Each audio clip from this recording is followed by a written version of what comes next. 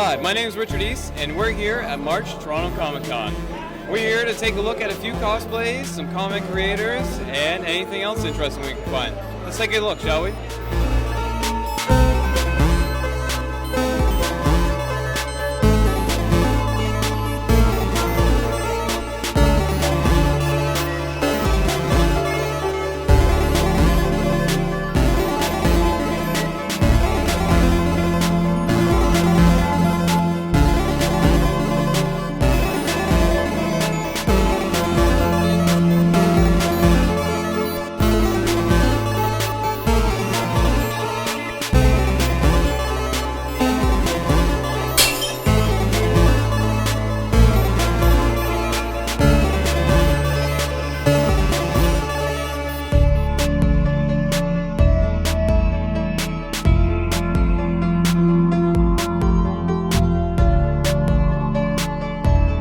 So I'm here with Jason Liu, the writer and creator of The Pitiful Human Lizard. So can you tell me a little bit about your comic?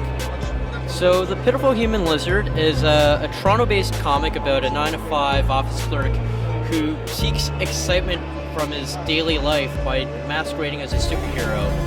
And he's in a world full of superpowered beings and monsters. So in comparison to his average self, he's kind of pathetic like our hockey team, but he's got a lot of heart. He's just underdog that you still want to root for. Great. And so when did all this really start for you? So this is the March Comic Con. Exactly a year ago was when I was doing the Kickstarter campaign for issue number 1, and that became a success. That I got to release issue number 1 in May, and got issue number 2 released in September, and issue 3 released last February. Right, so it can be really difficult to try and jump into this industry of comic books and graphic novels just because it can be so competitive and there's really no right or wrong really with it. So with that in mind, what really pushed you to kind of go on this adventure and try and create your own superhero? I just want to tell a good story.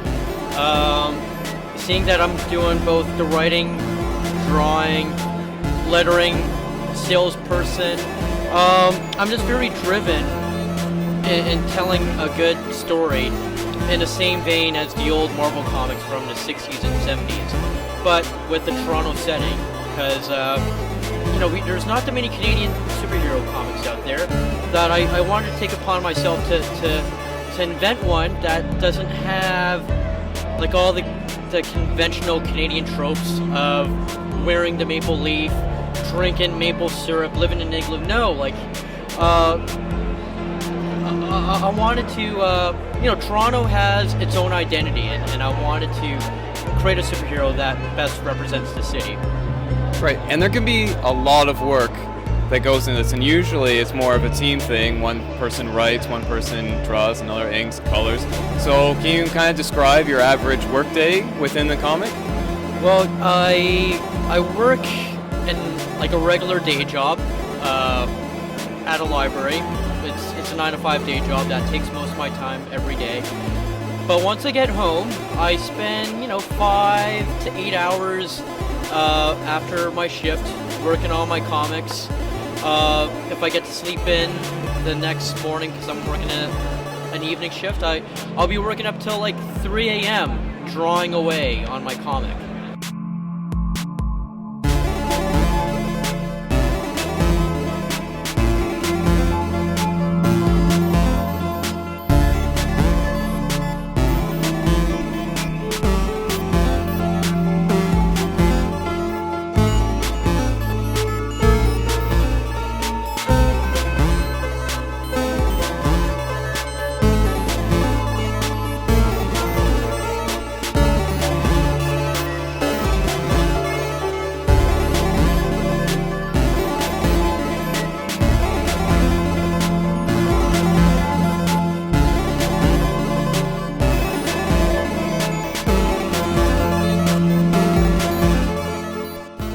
I'm here with Fearless Fred at March Toronto Comic Con. Thank you for giving us a bit of time to speak to you. Not a problem, man. I talk all the time. All right, great. So can you just tell us a little bit about your comic and your series and what that's all about? Well, right now we're working on a comic called The Fourth Planet, which is like a sci-fi story. And you got these human slaves, they crash on this planet, and there's 3 alien races that are all at war with each other, and the most advanced of them has just begun to use gunpowder weapons.